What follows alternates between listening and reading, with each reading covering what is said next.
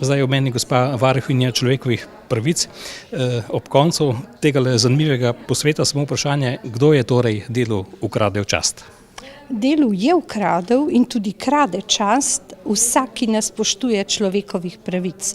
Vsak, ki ne spoštuje pravice do dela in iz dela.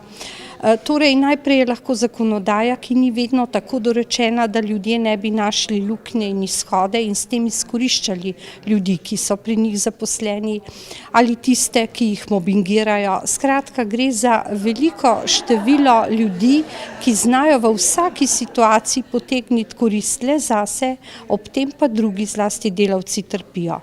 In zato se mnogi pritožujejo, zlasti tisti, katerih usode so zelo negotove. Živijo danes do jutri, ne vedo, kako bo z delovnim razmerjem, gre za kratka delovna razmerja, prekerne delavce. Skratka, ta velika negotovost, ki vlada med ljudmi, je tista, ki vsak dan jemlje delu tisto čast, ki jo je včasih imelo. Seveda pa ne moremo tudi mimo tisti, ki sploh dela ne dobijo, pa bi ga radi imeli, še kako, ker imajo družine, ker se morajo preživeti, ker ne vedo, kako bodo prišli do pokojnine.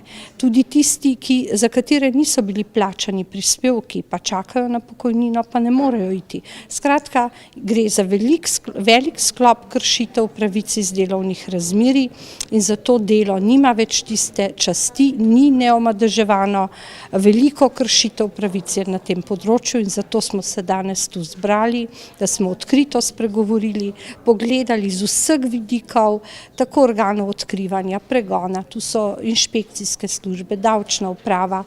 Skratka, ljudje želijo, da bi jih država zaščitila, da bi dobili delo in ga potem seveda da delajo skrbno in vestno tudi ohranili in da bi bili pošteno in pravično plačani. No, da bi bilo delavskih krivic čim manj ali da bi jih v bistvu odpravili, se vam tudi ob 1. maju, prazniku dela, zahvaljujem za vaše razmišljanje. Hvala tudi vam.